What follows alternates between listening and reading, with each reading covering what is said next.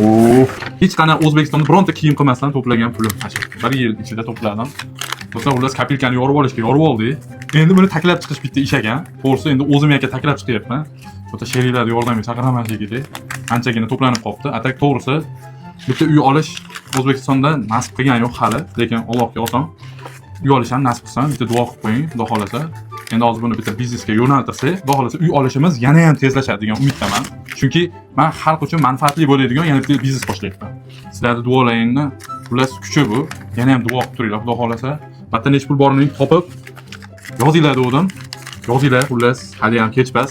Bu videoni prosta ikkinchi video qilib, prosta takka olib qo'yib Baxt oddiylikda, lekin pul komfort beradi.